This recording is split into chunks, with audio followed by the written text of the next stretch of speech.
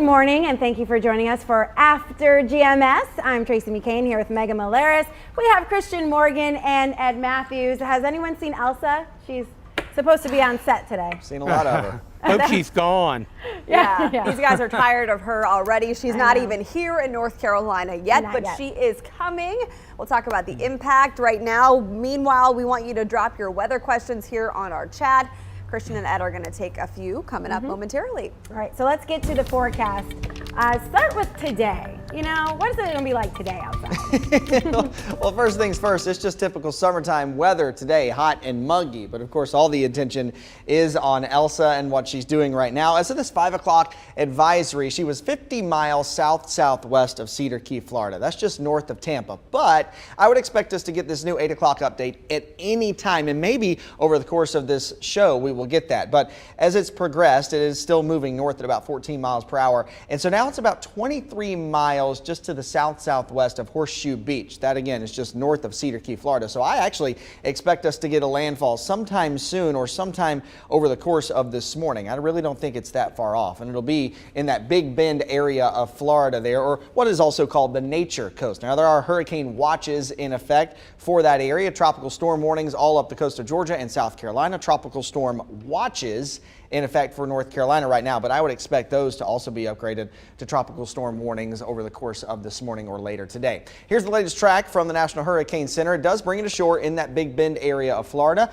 and then it tracks through Georgia, South Carolina, and makes it into North Carolina going into your Thursday evening. Now, this latest track is a subtle shift to the west, so the center of the storm could track right over the Raleigh-Durham area, but it still puts the triad on the west side. And you might have heard me say that the north and the east side of the storm is kind of the dirty side. Well, that's where all the rain and the strongest winds and all the thunderstorm activity really is. So the better off you are, or if you're on the west side of the storm, the better off you're going to be. Now, with that subtle westward shift, I have adjusted our rain total map just a bit. Now, again, this is not fully locked into place. This is not a guarantee. There's still some wiggle room here over the next 24 hours as that track can and will change to some degree, but I think around an inch, maybe even 2 inches in some spots of the triad is going to be a possibility. Of course, much less if you go to the west and much more if you go to the east. I think somebody in North Carolina is going to get 2 to 3 inches of rain tomorrow. Bottom line for the triad, plan on some rounds of rain, some of it heavy at times, and some gusty winds. Around 1 to 2 inches of rain for the triad, a little less than that back to the west and in the foothills.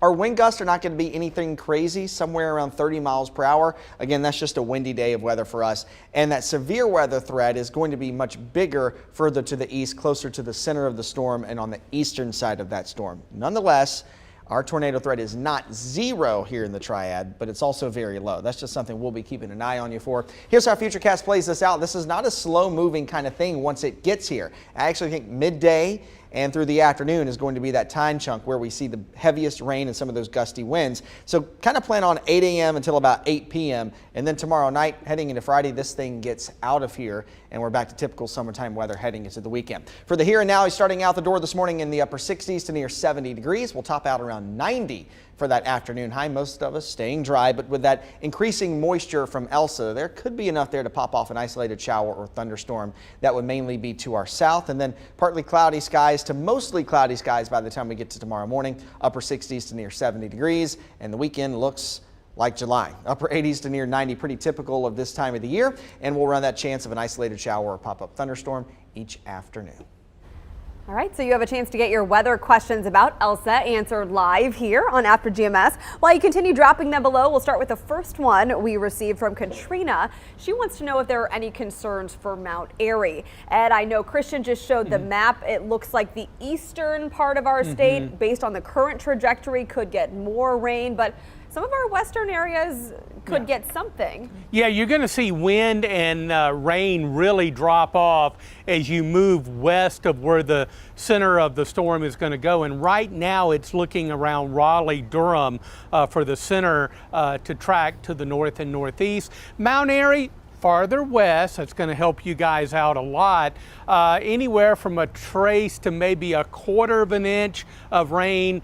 But again, we're going to continue to update this track, and we're going to continue to update wind speeds and also rainfall amounts. It could shift either way. The trend has been a little bit more of a shift to the west, but not much wind or rain at all for areas of around the Mount Airy and Surrey County area, and of course on into the Blue Ridge as well. But the farther east you go, the more serious things will be.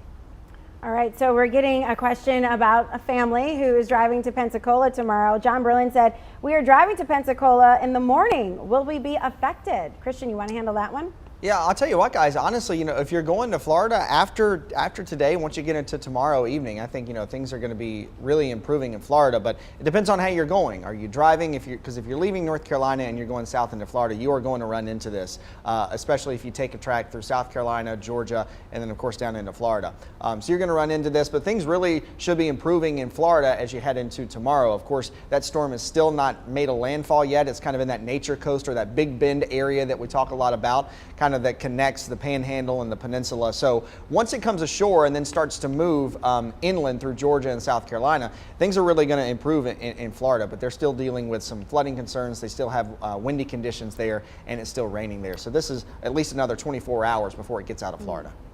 So Jeannie asked, what is the forecast for the South Carolina coast? We know this is a big vacation week. A lot of people worried that their beach plans will be disrupted. Ed, we've seen the tropical storm watches all along the Carolina coast already. Well, it looks as though the system is going to track more over central South Carolina and then up through central and eastern North Carolina. The time frame for South Carolina would be late tonight and at least through midday, early afternoon tomorrow. And then as the storm tracks on to the north and northeast, the greatest impacts for North Carolina will be on through the afternoon, but we'll probably get some rain moving in as early as around 8 o'clock tomorrow morning. But the system is going to pick up in its forward speed, and it's going to track through rather quickly. So although we've been telling you that we're looking at the time frame 8 a.m. to 8 p.m. Hopefully things will vastly improve by around 5 or 6 o'clock. But it'll be an earlier time frame for our friends in central and eastern South Carolina.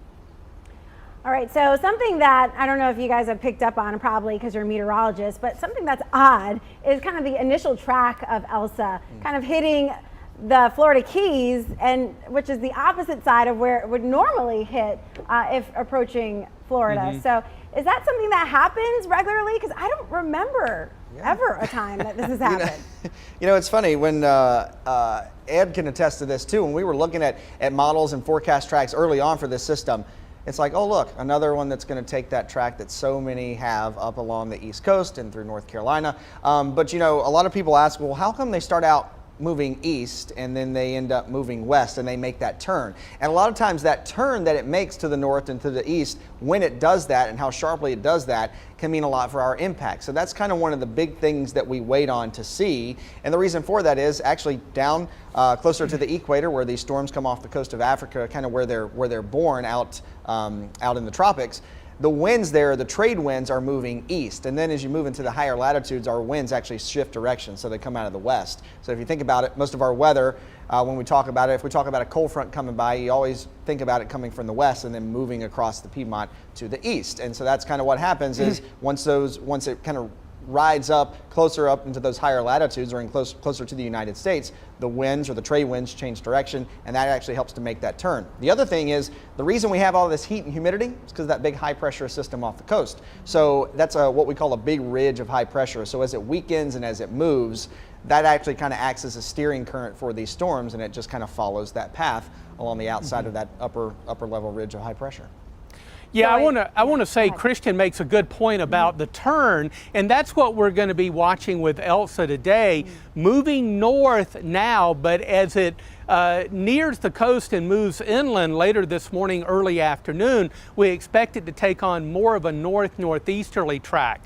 The quicker that happens, and to the greater degree, the more likely it's going to lessen the impacts on central North Carolina. You want to get that turn. I would love for this thing to just really do a big turn. We don't see that happening, but if it did a big turn, I mean, it could even go off the coast, but that's not in the forecast, gang. I'm wishful thinking here.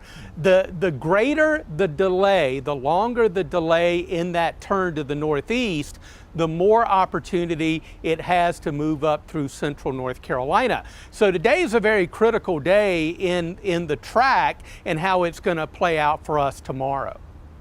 Yeah, so Jason and Heather have kind of made some joking comments here about Elsa's name. You know, the cold never bothered her anyway, the rain never bothered her anyway. Obviously making a play at the movie Frozen, in which Elsa is the princess. But they brought up a good point about factors that influence the strength of hurricanes. Christian, can you explain how colder air and rain would influence, maybe upgrade or downgrade a hurricane or storm strength? Sure. Well, the colder that it is, the less chance of intensifying that it has. So the reason we talk a lot about the peak of hurricane season, you know, right when summer starts, that's not usually when we see our busiest time in the tropics. Usually it's a little bit delayed going into August and September and then even into early October over the last several years. Reason for that being is a lot of these storms are born out over water, and there has to be a warm moisture source for it. So we kind of think about the sweet spot for temperatures or seawater temperatures being around 80 degrees. So it takes water longer to heat up and cool down. So by the time we've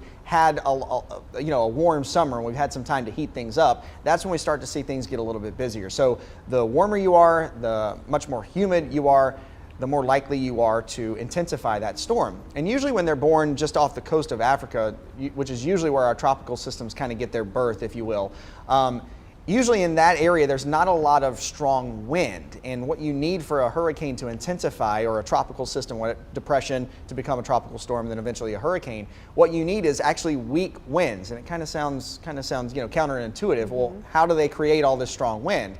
And what happens is if you have strong winds, not only at the surface, but high up above our heads in the upper levels of the atmosphere, that wind actually blows the tops of these thunderstorms off, and so they can't continue to feed off that warm moisture source. So you need light wind, you need warm ocean water, and you need all those thunderstorms to just kind of form and create that positive feedback loop, because that's all really a tropical system is. It's a big conglomeration of showers and thunderstorms that organizes, and for it to be able to do that, you have to have weak winds. That's interesting. I was just giving you guys props on this feed. You guys have been talking, so you probably haven't noticed, but I started like a little segment here just about how awesome you guys are. I literally could never do your job. Never.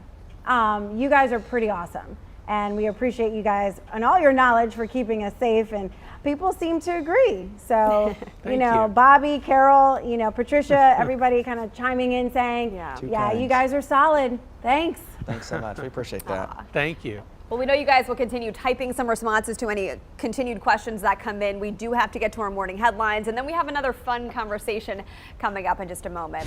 But we'll start with this. State health officials will pull names in our state's second vaccine lottery drawing. It is this morning at 10. One vaccinated adult will win $1 million, and a vaccinated teenager aged 12 to 17 will win a $125,000 college scholarship. The odds show you have a better chance at winning this vaccination lottery than you do winning the Mega Millions. Novant Health physicians say they expect to see more cases of COVID-19 soon because of the many gatherings over the holiday weekend. Dr. David Priest says he believes the Delta variant is already in our communities, and as unvaccinated people get together, there will be an increase in cases. He said the best way to keep the Delta variant at bay and people safe is to get the COVID vaccine. Well, if you missed the deadline for today's vaccine lottery, you have 2 more chances to win this summer. The only way to enter, though, is to get the COVID vaccine, and you can get it today in Forsyth County. The health department's mobile clinic is rolling out to the Quality Education Academy on Lansing Drive. You can stop by from 10 this morning until 1 this afternoon, and if today doesn't work, the mobile clinic will roll out again Friday and Saturday. Make sure you check the locations on the health department's website. Access to education, economic inequalities, all important issues a nonprofit is able to address thanks to a $150,000 investment. WFMY News 2's Itanice McMiller is showing you how the group will put that money to work. Both nationally and locally, the rate of unemployment between folks with disabilities is extremely high. There are many barriers in their way, but here at OE Enterprises for 45 years, they've focused on removing the obstacles in their way. $25,000 in grant funds from Impact Aliments is allowing them to break even more barriers. The money will allow the nonprofit to purchase a new vehicle to get the people they serve to and from work. They find people with disabilities jobs and pre-employment training. James Curry utilizes their services. Through OE, he's landed 3 jobs. Here, Hardy and Dickyville. They're gonna need you to do. It's not hard. It's not hard working. It's easy. Curry works at OE, Hardee's, and Biscuitville. He has to find different ways to get to work each day. The new vehicle will help him and others OE serves to maintain their independence. Sometimes there is concern that people don't see all the potential that can be there, that we have to really think of the highest expectations and really believe that people can do the work that we have for people to do. And between 80 and 90% of folks looking for employment through OE secure jobs. And this is just one of 6 other organizations that have received funding through Impact Aliments to help improve the county's health and well-being. Well, a random question is sparking a lot of interest online. Yesterday on After GMS, you guys remember, we asked you, what was your least favorite chore? And of course, that brought us to this question. Do you still iron? Let us know in the comments, and I'm going to read some of the responses from my page. So Deanna said, I cheat and will use my hair flat iron to iron out the collar of a shirt if needed. Cool. Great idea. Eileen said, I do. It feels better and you look sharp. Oh, some of you texted in your answers. Kenny said he's old-fashioned. He irons everything with starch. Oh, wow. And this viewer said, I don't iron my clothes anymore. Stopped in the 90s, LOL. Yeah, a lot of things stopped in the 90s. Yes. It was such a great decade, by the way. All right, let's start with the guys, because I think you guys have interesting perspective that I would never see. He's doing it again. Christian. He's checking the shirt. Look, I like a freshly ironed shirt. You wouldn't know it by the one I'm wearing today. You don't have to see this. But I also like a freshly pressed, a freshly dry cleaned suit and shirt, especially shirts that I wear to work. And ironing those kind of bridges the gap in between those dry cleaning trips and dry cleaning bills for that matter too. Yeah, dry cleaning is expensive. Yeah. Can be. I try to go sparingly if I can make it work. You can just keep the clothes clean or spot clean. Ed, what about you? You always look very dapper in your bow tie, but is it hiding a wrinkle in your shirt? Well, not wrinkled. I think the key, I would never hide my wrinkles. Definitely not. But,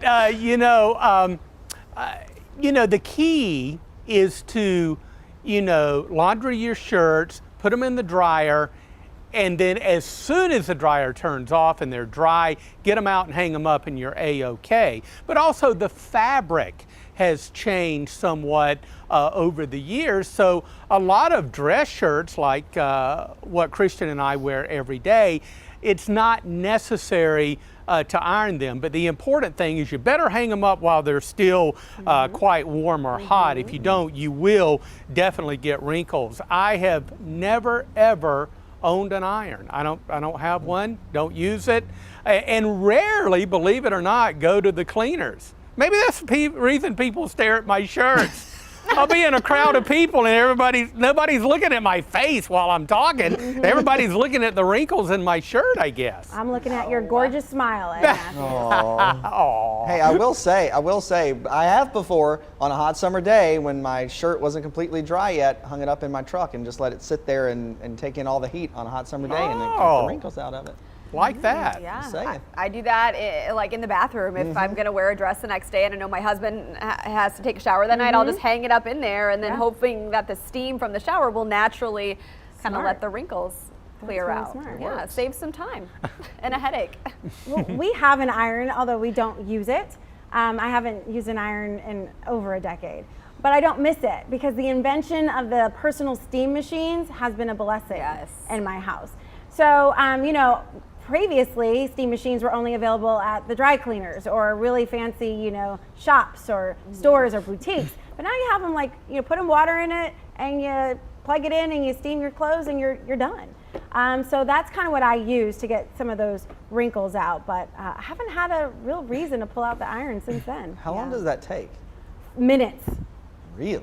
Yeah, the steamers are great. The danger with those is they get so hot, it's really easy to burn yourself from the steam. Well, I guess you can make the same argument for the iron, but it's just that hot steam sometimes. Yeah. If you get it too close to your face, not good.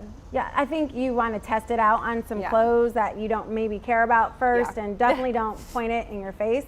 But the steam usually goes that way, so you shouldn't really have to worry about that part. But yeah, definitely test it out on your clothes first. So it won't take the wrinkles out of your, Well, if you have it far enough away, potentially. Okay. That's so funny. I remember the night before my wedding, all my bridesmaids were from out of state. So they all came in and pulled their bridesmaids dresses out of their suitcases, and they were like a disaster. Yeah. And so the wedding coordinator, she took all of them home and spent her night steaming everything. So awesome. I know, amazing. But yes, thank goodness for those types of inventions. You don't have to try to find a dry cleaner open at 9 p.m. the night before your wedding to try to get the wrinkles out. Absolutely. Yeah, that would have been really bad. All right, let's see what people are saying on the line. I'm sure Jason said something funny because he always says. Oh, there he is. Jason Hutchins says that's what a dryer is for. So he uses your strategy, Ed Matthews. Yes. Carol Harris said, "What's an iron?" Oh no. I love it. And then Heather Harness said, "I don't own an iron yet, so nope, I don't use one." We've got a few comments there. Megan then adding in, "I iron sparingly, but your grandmother used to iron her sheets." Yeah. Bet you that felt nice, getting into a fresh pair of sheets, warm. Yeah. The reward though doesn't make up for the time it probably took to sure. do that. But yes, I mean, they looked good at least. Yeah, absolutely. So let us know how you're feeling about ironing these days. You can always comment on my page. We got, a few thousand comments there already. Would love to see yours. But let's go ahead and wrap things up with a forecast, because a lot of people want to know about today, and then of course overnight and tomorrow morning. Sure. Yes, indeed. We've got the latest information on Elsa, the 8 a.m. advisory, at that time located 35 miles to the west of Cedar Key, Florida. So it looks as though it's going to move inland just north of the Cedar Key area in the Big Bend area of Florida. Winds remain 65 miles per hour, still moving north.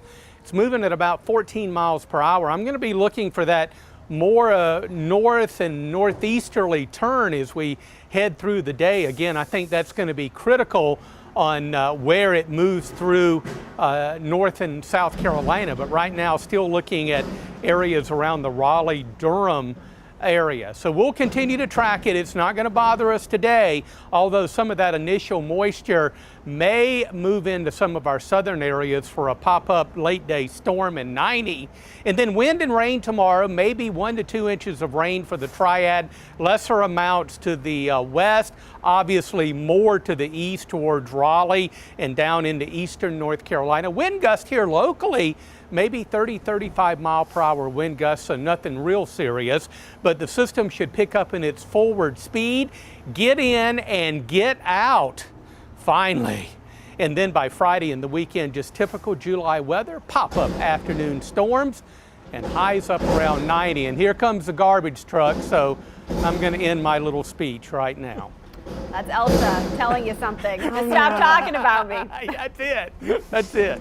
Yeah, we're certainly thinking about our friends in Florida as they brace the brunt of Elsa right now. And then we'll be talking about the impacts here in North Carolina tomorrow on the Good Morning Show. So make sure you're joining us right at 4:30 in the morning. All right, take care, get out there and get to it. Take care.